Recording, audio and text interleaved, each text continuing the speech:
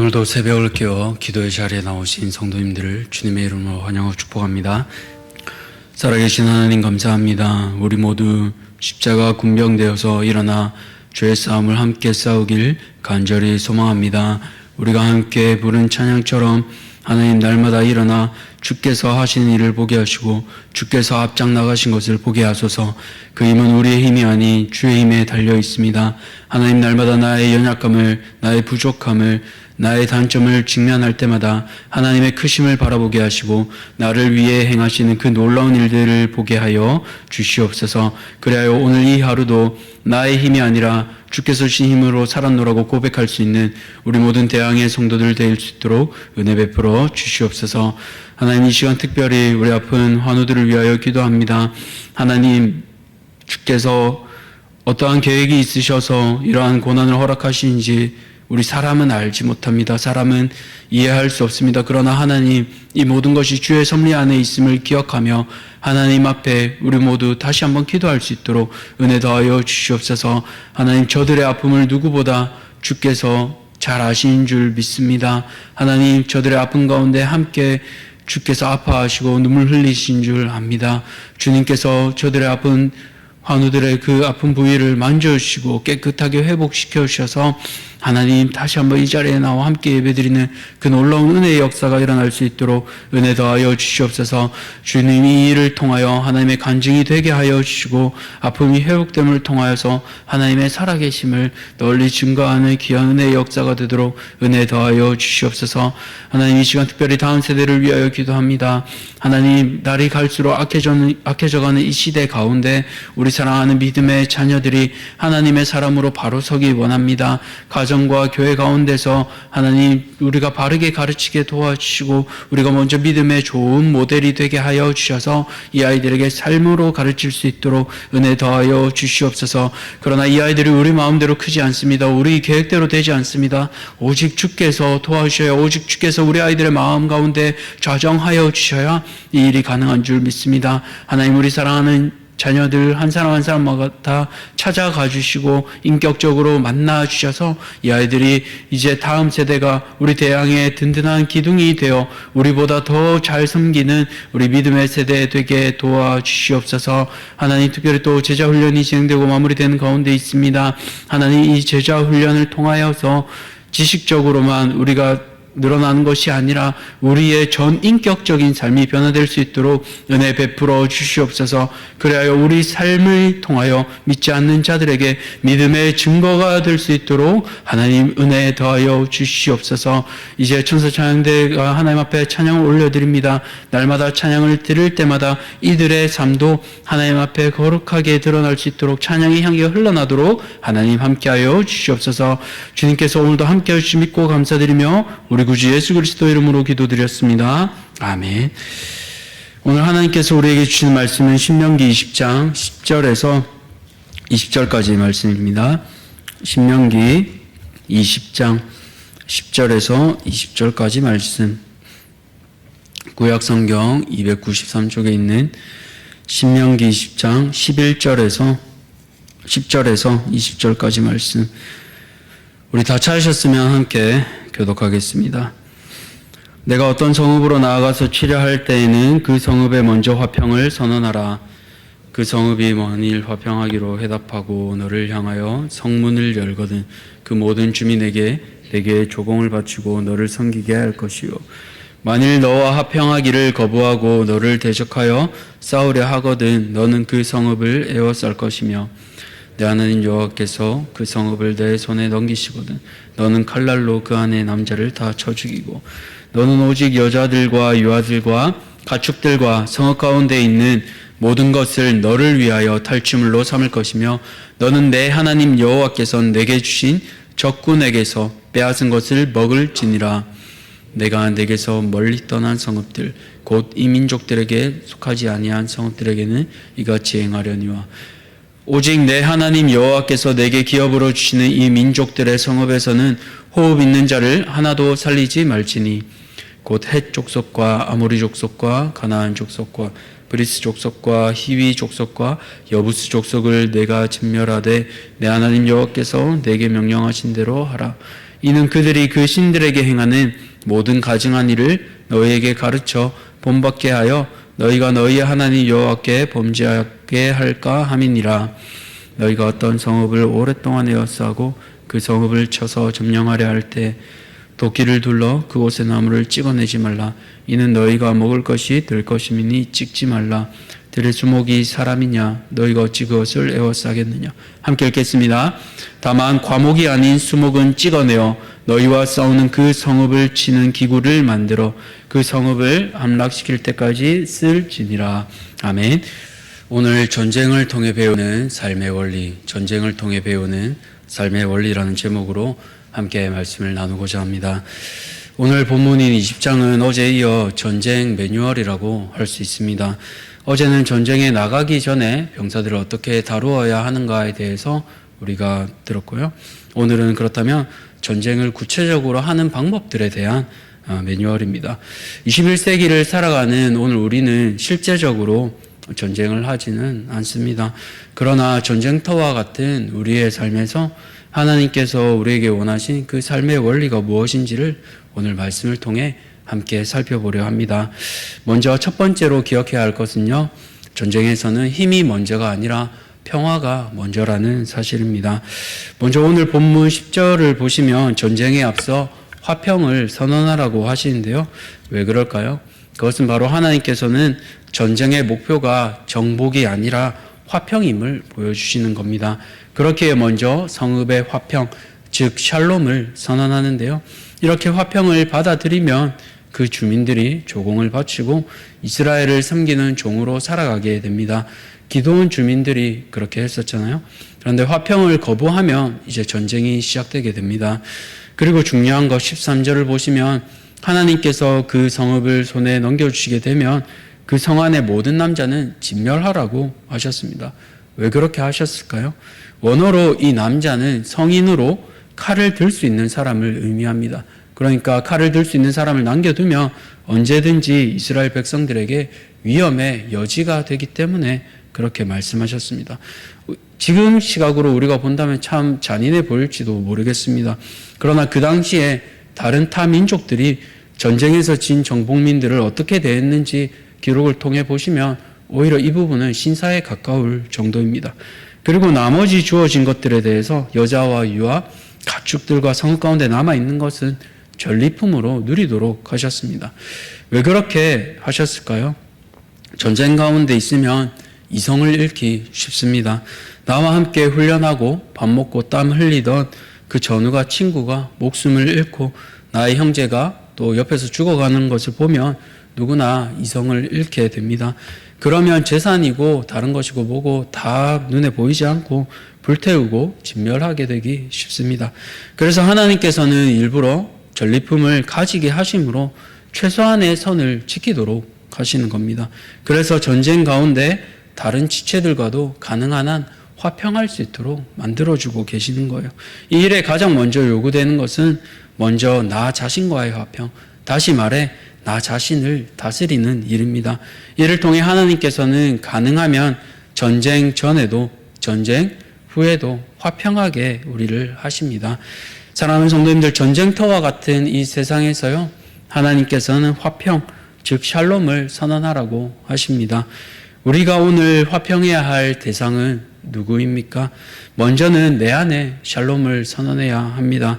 내 안에 샬롬, 즉 화평이 없다면 전쟁터와 같은 세상에서 내게 붙여주신 이들에게, 내게 맡겨주신 이들에게 화나 분노를 쏟아낼지도 모릅니다.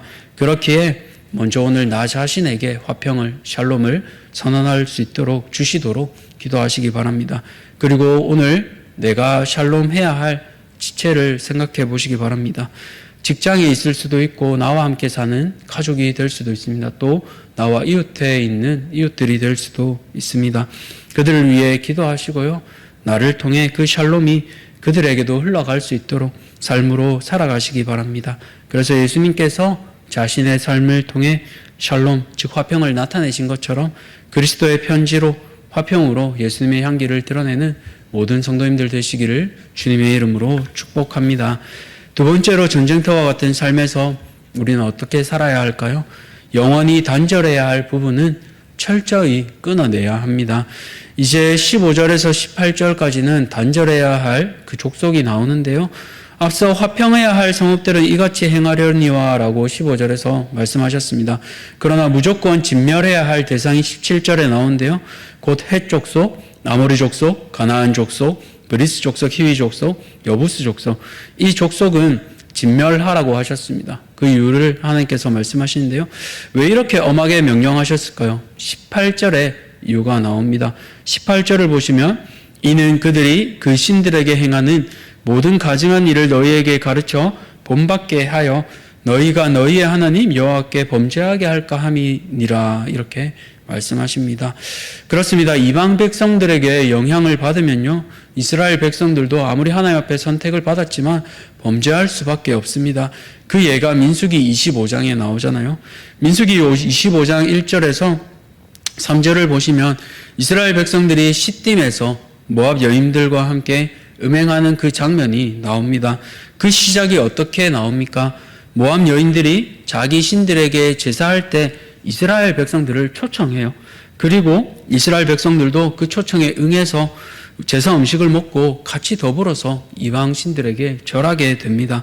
이에 하나님께서 진노하시고 젊은 비나하스가 일어나서 하나님의 그 심판을 대행하는데요. 그리고 그 재앙으로 인해 연병이 일어나고 24,000명이나 죽었다고 민수기에 기록하고 있습니다.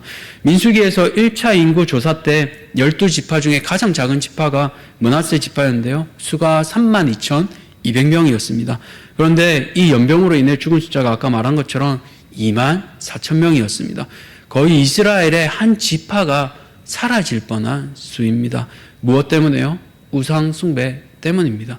그렇게 하나님께서는 이방 민족과 접촉점을 없애시는 겁니다. 이 부분은 선택의 영역이 아니라 순종의 영역입니다. 특별히 죽음과 직결되기에 하나님께서는 강하게 이스라엘 백성들에게 말씀하시는 거예요. 하나님께서는 그 누구보다 이스라엘 백성들을 사랑하시잖아요. 그렇기에 그들이 죽음을 또 가나안을 닮아가기를 결코 원하시지 않으십니다. 가나안을 닮아가면 결국은 멸망과 죽음의 길이기 때문입니다. 자녀가 이 죽음의 길을 선택하는데 어느 부모가 말리지 않겠습니까? 마찬가지입니다. 하나님께서는 이스라엘 백성을 사랑하시기 때문에 온전히 가나안 족속을 진멸하라고 하시는 겁니다. 사랑하는 성도님들, 오늘 나의 삶에서 피 흘려 죽기까지 죄와 싸워야 할 영역은 어디입니까? 하나님 앞에서 우리의 삶을 돌아보면 좋겠습니다. 그리고 내가 죄와 싸워 이길 힘을 주시도록 기도하시기 바랍니다.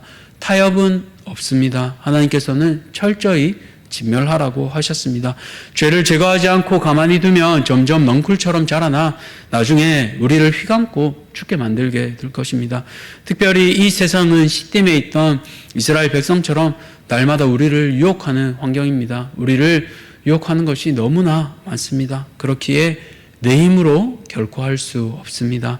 오늘 하나님께서 주시는 힘으로 죄와 싸워 승리할 수 있는 우리 모든 성도님들 되시기를 주님의 이름으로 축복합니다. 마지막으로 전쟁 가운데 기억해야 할 세 번째는요, 전쟁 가운데서도 미래를 생각해야 합니다. 전쟁을 하다 보면 당장 내 눈앞에 있는 적을 물리치는 게 우선인데요. 그러니 앞뒤 따지지 않고 가능한 모든 무기와 모든 힘을 동원해서 전력을 다하게 됩니다. 전력을 다하는 건 참 좋은 일이지만 미래를 내다보지 않는 건 한편으로 위험한 일입니다. 그래서 오늘 19절을 보십시오. 너희가 어떤 성읍을 오랫동안 에워싸고 그 성읍을 쳐서 점령할 때에도 도끼를 둘러 그곳의 나무를 찍어내지 말라. 이는 너희가 먹을 것이 될 것임이니 찍지 말라. 들의 수목이 사람이냐 너희가 어찌 그것을 에워싸겠느냐. 모세는 전쟁이 장기전이 될 때에 주변에 있는 과일 나무를 함부로 베지 말라고 합니다. 그런데 왜 나무를 벨까요? 20절을 보시면 성읍을 치는 기구, 또 문을 부술 때 쓰는 무기를 만들든지 사다리를 만들든지 그럴 때는 쓸 수 있다고 합니다. 그런데 그거는 꼭 과일 나무로 할 필요는 없잖아요. 다른 나무들이 충분히 많이 있습니다. 그렇기에 다른 나무들은 괜찮지만 과실은 하지 말라고 합니다. 그럼에도 불구하고 이스라엘이 과일 나무를 베는 목적은 무엇일까요? 먼저는 성읍 안에 있는 사람들을 위협하기 위한 목적인데요. 이 나무가 또 내가 아니라 남들이 키운 나무니까요. 쉽게 벨 수 있습니다. 앞으로 과일도 못 먹고 이때까지 애쓴 수고가 헛되게 됩니다. 그렇게 적군의 나무기 때문에 쉽게 벨 수 있는 겁니다. 그런데 이렇게 과일 나무를 베어버리면 열매도 얻지 못하고 나중에는 식량도 얻을 수 없습니다. 그렇기에 당장에는 보기 좋지만 또 위협도 되지만 후유증이 있는 거예요. 과일이 자라고 다시 나무를 심고 하면 최소한 몇 년은 걸리게 됩니다. 적들을 향해서는 좋은 방법일 수 있습니다만 앞으로 그 땅은 이스라엘 백성들이 차지해야 하는 땅입니다. 그렇기에 이 땅에 과일나무를 다 베게 되면 나중에 성을 차지해서요 결코 누릴 수가 없습니다.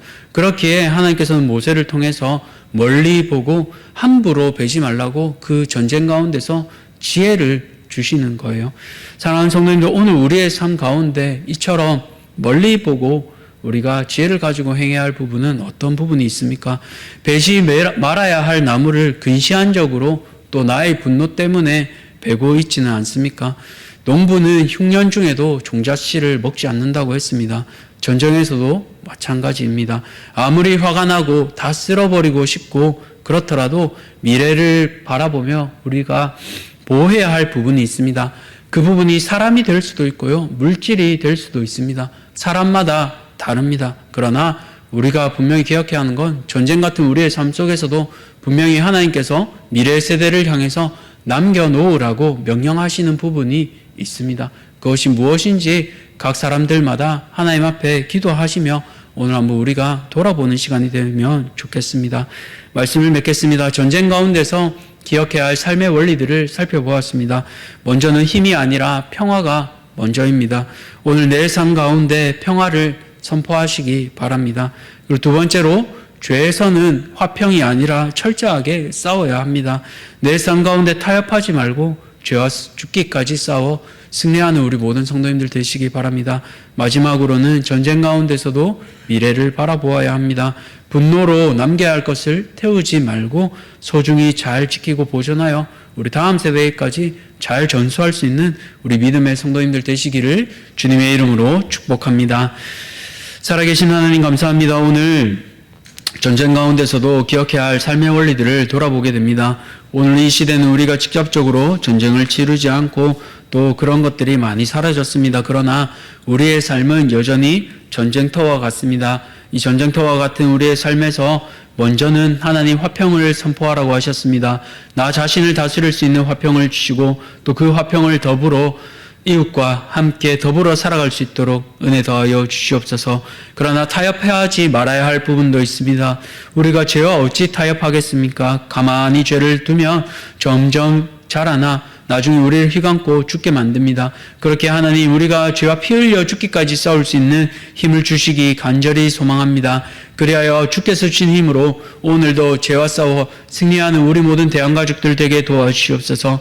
전쟁 가운데는 미래를 바라보아야 합니다. 하나님 당장의 눈앞에 있는 것만 보지 않게 하여 주시고 우리 다음 세대를 위하여 우리의 자녀들을 위하여 미래를 위해 우리가 남겨놓아야 할 물질이 무엇인지 보게 하시고 또 우리가 남겨놓아야 할 사람들 또 화평을 해야 할 사람들이 어디인지 우리가 기억하게 하시고 우리 다음 세대 우리 자녀들을 위해 기도할 수 있는 우리 모든 대항의 가족들 될 수 있도록 은혜 더하여 주시옵소서. 이 모든 것들 감사드리며 우리 구주 예수 그리스도의 이름으로 기도드렸습니다. 아멘.